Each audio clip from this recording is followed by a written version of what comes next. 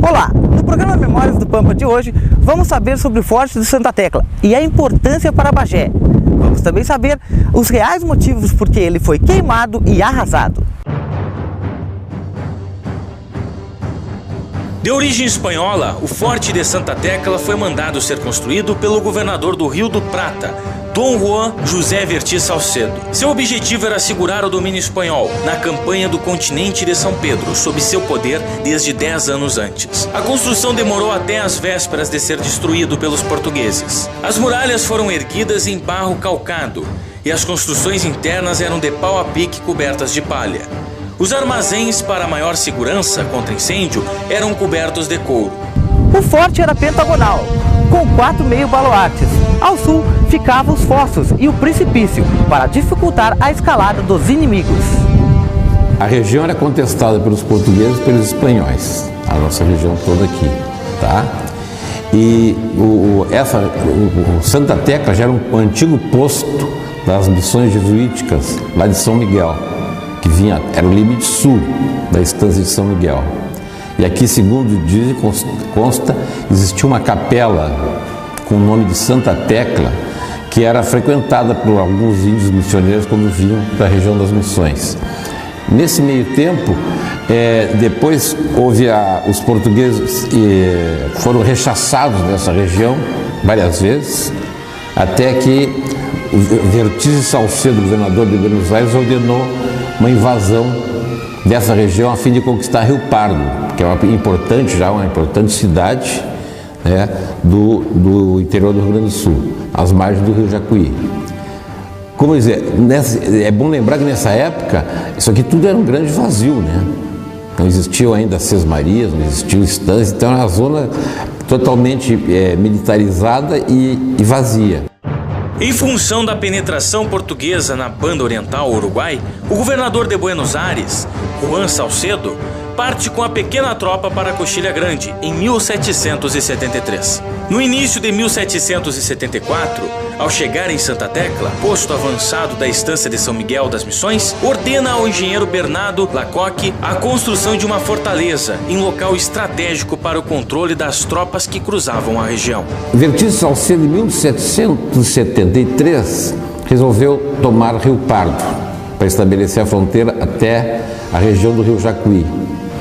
Com isso, ele mandou uma tropa muito forte, veio de Buenos Aires, passou por Montevidéu e avançou pela chamada Coxilha Grande, a região seca, vindo passar aqui pela nossa região, que não é melhor de passar quem vem de Montevidéu, que não tinha rio nenhum na época, naturalmente não existiam pontes. Então, com isso, antes de chegar em Rio Pardo, ele escolheu o local de Santa Tecla como o local para reabastecer, receber reforços posteriores de Montevidéu ou de Buenos Aires, e depois da vitória ou derrota sobre Rio Pardo também teria um ponto de apoio. Por esse motivo foi construído o forte. Em 1773 foi dada a ordem para construir, foi deixado aqui um grupo de índios, missioneiros e militares espanhóis para fundar o forte. E o engenheiro Lecoq, que era o chefe das obras, um engenheiro francês a serviço da Espanha, e realizou então a construção a partir de 1773 e foi construído até 1776. Foi 3 anos de construções, era tudo à base de torrão e madeira, né? Chamam de barro caiado, outros chamam de outros nomes. Mas era um forte realmente que tinha capacidade, pela largura das paredes, de receber os tiros dos canhões da época. Em 1776, as tropas de Rafael Pinto Bandeira cercaram a fortaleza. Na primeira investida, eles foram derrotados, pois os espanhóis possuíam um armamento melhor. Após dias, os portugueses novamente cercaram o forte, mas desta vez surpreendendo os portugueses. O comandante da fortaleza, Luiz Ramírez, propôs a entrega mediante condições que sugeriu ao comandante português, Sargento Mor Rafael Pinto Bandeira. Vencido o forte de Santa Tecla, com a retirada dos espanhóis, Rafael Pinto Bandeira ordenou que o forte fosse queimado e arrasado. Rafael Pinto Bandeira tinha 619 homens a seu comando. No forte existia mais ou menos isso lá entrincheirado. Então Rafael Pinto Bandeira iniciou o cerco em fevereiro. Com isso ele fez o quê? Apreendeu todo o gado que existia na volta do forte, que servia de alimento para o pessoal do forte, então começou a reduzir a alimentação. Depois recebeu uma ordem do general Bonn, que era um general austríaco de formação prussiana, que eram os mercenários que vinham da Europa para trabalhar junto ao exército português. Então o general Bonn deu ordem que ele atacasse imediatamente forte. E ele viu que não era tão fácil, inclusive nessas cartas que foram trocadas, ele informa que precisava de canhões, que apenas com fuzis, os falconetes, que eram canhões pequenos, que normalmente arremessavam pedra, não era pedra mesmo, canhão falconete jogava pedra nas fortalezas, coisa da Idade Média. Então é isso que o Rafael Pinto Bandeira tinha, informou que não ia ser tão fácil, por isso que resolveu cercar. Quando a tropa já estava cansada, com pouco alimento e tal, a não ser a carne que tinha bastante na região, ele recebeu um comunicado do capitão Ramírez, uma série propondo a rendição desde que fosse atendido determinadas solicitações dos espanhóis. Isso que aconteceu. Então, o Rafael Pinto Bandeira aceitou algumas condições da rendição dos espanhóis e outras ele não aceitou, que levasse muita munição e tal, então ficou com vários canhões e armamento, alguns armamentos ficaram como espólio de guerra. E os espanhóis foram autorizados a sair do forte. E saíram do forte, pelo portão principal, em direção a Montevidéu, escoltados um pouco pelas tropas portuguesas, depois prosseguiram. Quer dizer que houve, da parte dos portugueses e dos espanhóis, um acordo da rendição. Logo após essa rendição, que o Rafael Pinto Bandeira, vendo a impossibilidade de manter o forte, ordenou a sua destruição.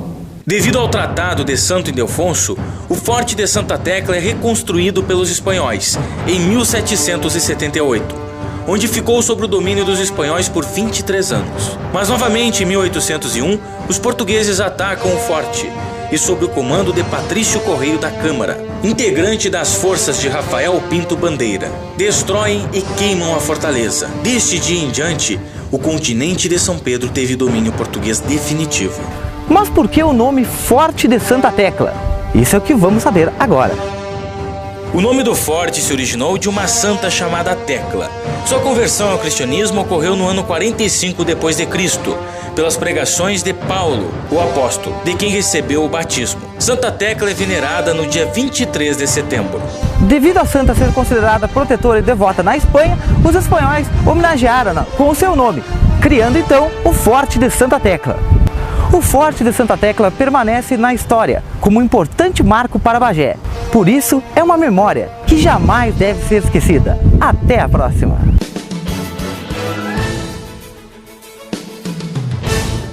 Olá, boa noite. Bagé encanta pelas suas exposições artísticas, encontradas em suas largas ruas.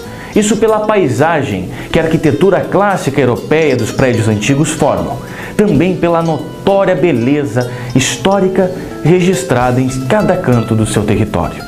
O livro Inventário Cultural, escrito pela pesquisadora Elizabeth Fagundes, mostra em 567 páginas a história de cada prédio, praça, local, monumentos e personalidades que passaram e viveram em Bagé, mas que em comum deixaram a sua marca na história do município, às vezes do estado e até do país. Bagé tem 200 anos de história e faz questão de mostrar suas fábulas temporais pelas ruas e locais públicos, assim tornando-se uma enorme galeria de arte e um museu a céu aberto. O livro Inventário Cultural de Bagé descreve cada pedaço escultural e antigo que encontramos por toda parte na Rainha da Fronteira, mas quando unidos, contam a sua fascinante história. Essa é a dica de leitura de hoje. Uma boa noite e até a próxima semana.